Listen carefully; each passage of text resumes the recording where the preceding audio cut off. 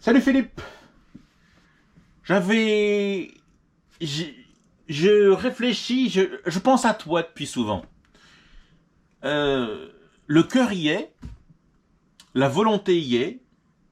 Je pense à toi depuis la dernière fois qu'on s'est vu.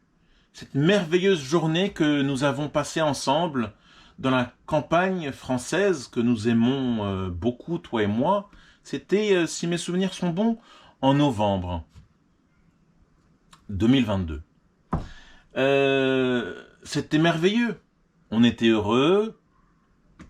euh, on a pu se parler au calme. On a pu se dire plein de choses. On a pu échanger différents sujets tabous, intéressants, interdits, dangereux, sains, malsains, patati patata. Bref, vraiment, Philippe, merci beaucoup de cette très belle journée campagnarde. On a pu également se balader, on a pu bien déjeuner tous les deux. Et puis je t'ai fait part, encore une fois, ô combien je te remercie de tout ce que tu as fait pour moi. Je t'avais fait part aussi, toi Philippe, du besoin, de l'aide dont j'ai besoin.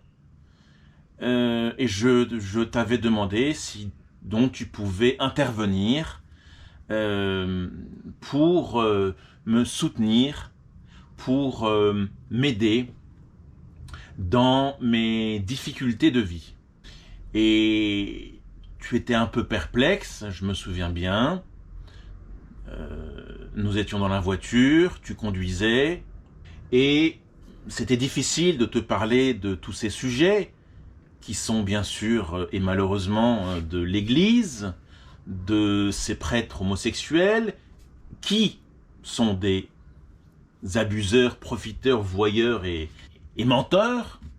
Et donc, je t'avais fait part aussi de ce qu'il m'était arrivé avec mon cousin euh, Olivier à partir de 1999, où tu t'es senti extrêmement choqué, mais tu restais très concentré sur le volant. Cela va de soi, malheureusement. Mais je t'avais demandé, Philippe, de l'aide. C'était un appel à l'aide qui venait de mon cœur. Est-ce que tu te rappelles ce que tu m'as dit, Philippe? Tu m'as répondu, Timothée, oublie tout cela. C'est pas ton monde. Oublie ce qui t'est arrivé. Oublie les abus, les viols, tout ça. Non, moi je ne mènerai pas combat. Je ne participerai en rien à cela. Non, je ne t'aiderai pas. Mais plutôt, achète-toi un bon bouquin. Mets-toi au coin de la cheminée, dans un bon fauteuil, avec un bon cigare, un bon digestif, lis et évade-toi. Grâce à cela, tu pourras oublier toute ta mésaventure, tout le drame que tu as vécu. Tu te rappelles, Philippe? C'est exactement ce que tu m'as dit.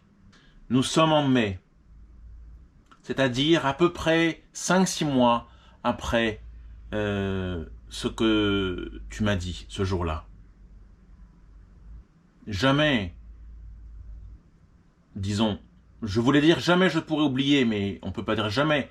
Je ne sais pas le futur, mais à ce jour, je n'ai jamais oublié ce que tu m'as dit.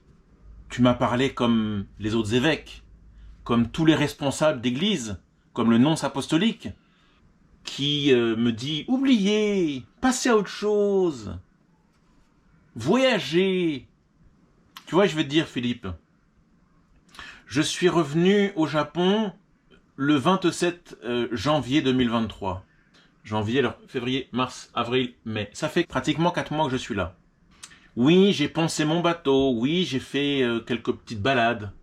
Mais dans les 4 mois, allez, j'ai dû passer 3 mois dans mon lit, qui est là, ce que j'appelle ma chambre d'attente, où ma chère Kyoko et mes enfants s'en prennent plein la gueule parce qu'il n'y a pas une journée où je ne peux pas m'empêcher de leur raconter tout ce mal qui reste ancré en moi.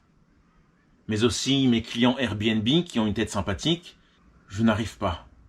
Oublier. Je n'ai jamais pu oublier ce qui s'est passé avec notre cousin Olivier. Jamais. Comment veux-tu que j'oublie ce qui s'est passé avec Philippe? Alors peut-être me diras-tu que c'est parce que tu as un lien très particulier. Je dis probablement que c'est parce que tu as un lien étroit avec l'Église et avec Monseigneur Luc Ravel. C'est ça? Comme Monseigneur Luc Ravel me l'avait dit le samedi 2 décembre au sein des missions étrangères de Paris, où je m'en étais pris plein la gueule lors de ces 1 heure de rendez-vous, et où il m'avait dit « Chut, ne parlez pas de notre rendez-vous, ne parlez rien de ce qu'on s'est dit à votre famille et à votre cousin Philippe. Philippe, je t'apprécie beaucoup, je t'aime beaucoup, tu as fait énormément de choses pour moi jusqu'à présent. Je continuerai à t'apprécier en tant que cousin, à te respecter. Ça c'est clair, parce que nous sommes la famille. Mais tu vois Philippe, je suis bien triste de ce que tu m'as dit. Et si je t'envoie ce message, si je te parle, papa va reconnaître à qui est attribuée cette vidéo, évidemment. Mais j'avais besoin de toi, et j'ai toujours besoin de toi. Et tu le sais, tu sais pourquoi j'ai besoin de toi. Comme j'ai besoin de beaucoup d'aide. Tu m'avais d'ailleurs même dit, je connais peut-être quelqu'un qui pourrait t'aider. Je ne rajoute pas de commentaires, parce que c'est comme ça. Mais j'ai besoin d'aide. Je suis seul face à l'Église. Mon histoire n'est pas un mensonge. Mon vécu qui s'est passé de mai à juillet 2022 au Japon avec le père Philippe Riedershaus des missions étrangères n'est pas un mensonge. C'est la vérité. Si cela n'était pas la vérité, je ne prendrais pas autant la parole. Car je n'ai pas d'intérêt à parler autant. Moi, j'avais ma petite vie bien tranquille au Japon, même si ces Japonais m'emmerdent, même si plein de choses m'emmerdent. Mais moi, j'avais ma vie tranquille que je commençais à bâtir à Hokkaido.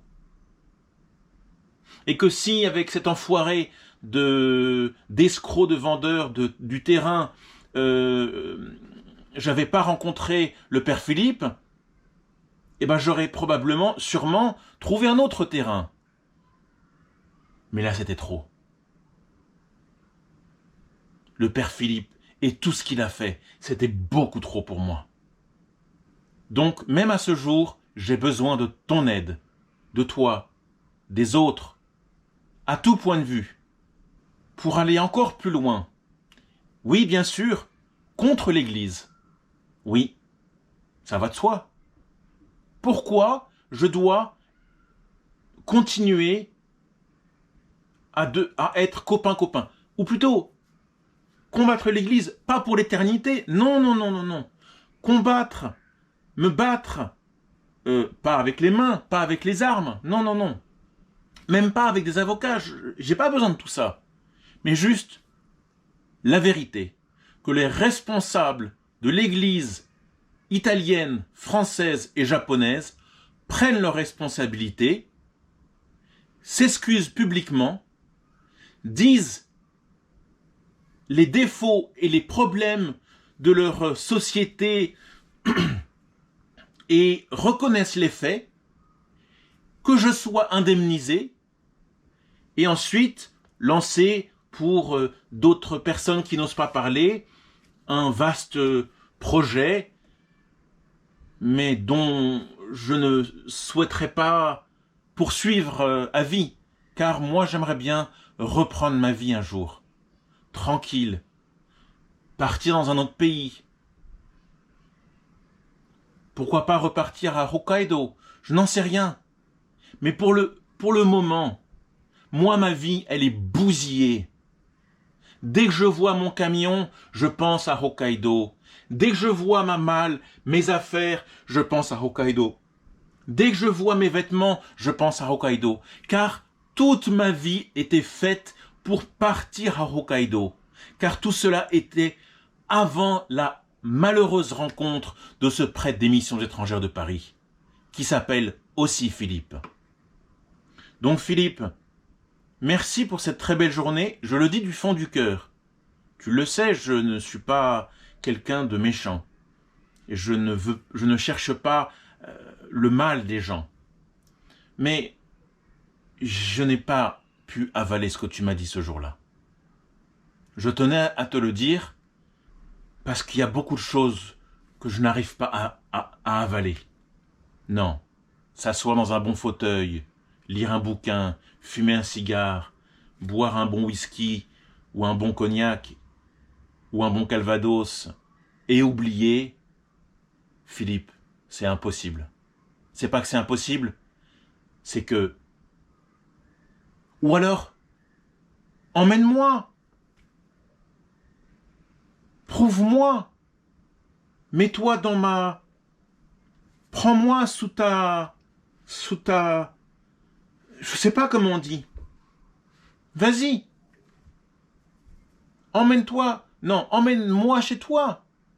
Et montre-moi le chemin pour oublier. Peut-être que je suis trop con pour ne pas connaître le chemin pour tout oublier.